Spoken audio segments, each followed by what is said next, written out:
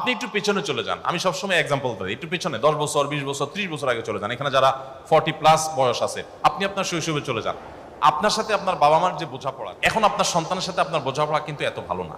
আরো যদি পেছনে চলে যাই তো আরো ভালো দেখতে পাবো। আমাদের চাইতে আরো যারা সিনিয়র আছেন, যারা 50+, 60+ আছেন, তারা তাদের শৈশবে চলে যান।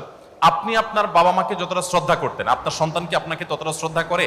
আমরা আমাদের শৈশবে আমাদের বাবা মার কথা যতটা মানতাম, শ্রদ্ধার সাথে নিতাম, এখন কি আমাদের বাচ্চারা আমাদের কথাগুলো সেভাবে নেয়? কারণ কি, আমার বাবা মা আমাকে তো জামা একটা বেশি দুইটা কিনে দিতে পারে নাই। আপনার বাবা মা তো আপনাকে ছোটবেলায় যা চাইছেন তা কিনে দিতে পারে, বেশি 2 তরকারি দিয়ে আপনাকে ভাত দিতে পারে নাই আপনার মা। অথচ আপনি তো আপনার ছেলেকে এখন 2টা কেন জামা 4টে 5টা একসাথে কিনে দিচ্ছেন। আপনি তো আপনার বাচ্চাকে কোনো দিকে তাকাইলেই সেটা কেনার জন্য পাগল হয়ে যাচ্ছেন। আব্বু কি খাবা, কি তোমার লাগবে, এটা জিজ্ঞেস করতে করতে মুখ দিয়ে ফেনা তুলে ফেলছেন। আপনার ওয়াইফ তো 1 তরকারি না 5 তরকারি দিয়ে খাবার দিয়েও বাচ্চাকে খাওয়াতে পারছে না। এত খাবার দিচ্ছেন, এত সার্ভিস দিচ্ছেন, এত কষ্ট করছেন, এত কিছু দিচ্ছেন, এরপরও বাচ্চা আপনার কৃতজ্ঞ না।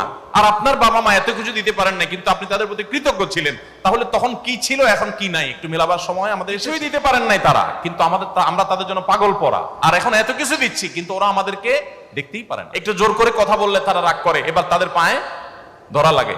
3-4 বছরের পোলা পান, 5-6 বছরের পোলা পান, একটা বেশি 2টা ধমক দিলে এরপর মা বাপ তাদের কাছে সরি বলতে বলতে শেষ। ওর তেল মাখতে মাখতে মার দিন যায়, ওর তেল মাখতে মাখতে বাপের দিন যায়।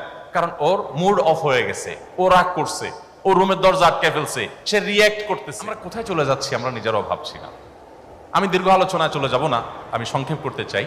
এই বিষয়ের যদি আপনি 10টি কারণ খুঁজে বের করেন, তার মধ্যে একটি কারণ এটা যে আপনার বাবা মা আপনাকে হালাল খাওয়াইছে, আপনি আপনার সন্তানকে ওই রকম সন্দেহাতীত হালাল খাওয়াতে পারছেন না। আপনিও হালাল খাওয়াচ্ছেন, বাট আপনার হালালটা আপনার বাবা মা যেরকম খাওয়াইছেন ওরকম পিওর হালাল আপনি দিতে পারছেন না।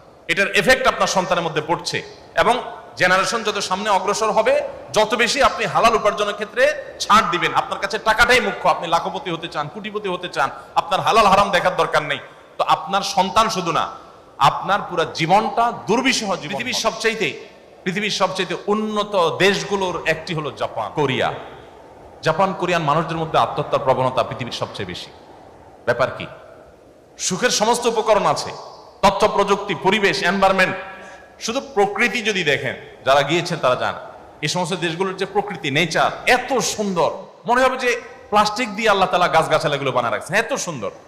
আর তাদের যে প্রযুক্তি উন্নতি সেটা তো আছেই, জ্ঞানে বিজ্ঞানে, কিন্তু মানুষ সুখে নেই। আত্মহত্যা তো মানুষ সুখে চুটে করে না, ঘরে ঘরে আত্মহত্যা যে হচ্ছে, আত্মহত্যা যে ভয়াবহ অবস্থা, গোটা দেশ ধ্বংসের দিকে চলে যাচ্ছে। সারা পৃথিবী, আমি নিজের চোখে যেগুলো দেখছি আমি সেগুলো বলছি, বাকিগুলো আমার শোনা কথা, বলা কথা। আর যেগুলো আমি ঘুরে ঘুরে ঘুরে ঘুরে সার্ভে করার বা জানার চেষ্টা করেছি সেগুলো আমি বলেছি। ভাইরা আমার, আপনাদের এই কথা বলার উদ্দেশ্য হলো যে আপনারা ব্যবসা সিরিয়াস হবেন। আমি একটু আগেই বললাম, আপনার এই ব্যবসা শুধু দুনিয়ার ব্যবসা, এটা আখিরাতের ব্যবসা। আপনার এই ব্যবসা দ্বীনি চেতনার জায়গা থেকে আপনি করবেন। আপনি একটা মুসলিম কোম্পানিকে দাঁড় করাবার চ্যালেঞ্জ করাবেন, আপনি একটা দেশীয় কোম্পানিকে দাঁড় করানোর চ্যালেঞ্জ নিয়ে আপনি সামনে আগাবেন। আপনি কি করতে পারলেন না পারলেন এটা বড় কথা না, আপনার উদ্দেশ্য কি ছিল এটা বড় কথা। আল্লাহ তাআলা সেটা দেখবেন, ওইটা দেখে আল্লাহ তাআলা আপনাকে বিনিময় দিবেন। আর এই কাজে সিরিয়াসনেস সাথে আপনি যখন কাজ করবেন, আমার সিরিয়াসনেস থাকবে, আমার চেষ্টা থাকবে, টাকা আমার আসুক আর না আসুক, হালাল আসা চাই। হারাম হলে আমার কোটি টাকারও দরকার নাই, হালাল 1 টাকাও আমি, আমার 8 আনা হলেও তার জন্য আমি অনেক পরিশ্রম করতে রাজি আছি, সময় দিতে রাজি আছি। বাট যদি হারাম হয়, আমার কোটি টাকারও কোনো প্রয়োজন নাই। ভাইরা আমার, এটা যদি আপনি করতে পারেন, আমি আপনাকে আল্লাহর উপর ভরসা রেখে আল্লাহর নামে শপথ করে বলতে পারি, আপনার পরিবারটা একটা জান্নাতি পরিবার হবে। আপনার হয়তো অনেক টাকা পয়সা থাকবে না, কিন্তু আপনার বাচ্চা, আপনার সন্তানের আচরণে আপনি বিগলিত হয়ে যাবেন, আপনার অন্তরটা জুড়িয়ে যাবে, নয়নটা জুড়িয়ে যাবে, আপনার ভালো লাগা কাজ করবে, আপনার ফ্যামিলিটা একটা জান্নাতের টুকরো হয়ে যাবে। যদি আপনি 100% হালাল মেনটেন করার জন্য দীর্ঘ প্রচেষ্টা চালান, দৃঢ় প্রতিশ্রুতিবদ্ধ হন, এবং আপনি যদি বলেন যে এই জায়গায় আমি কোনো কম্প্রোমাইজ করব না, আমি হালাল খাবো, আমার আশেপাশে সবাই লালে লাল হয়ে যাবে টাকা কামায়, আমি প্রয়োজনে সেই জায়গায় যেতে পারবো না, কিন্তু আমি হালালের চেষ্টা করব। চেষ্টা করা যাবে না ইনশাআল্লাহ? আল্লাহ তাআলা আমাদেরকে সেই তৌফিক দান করুন।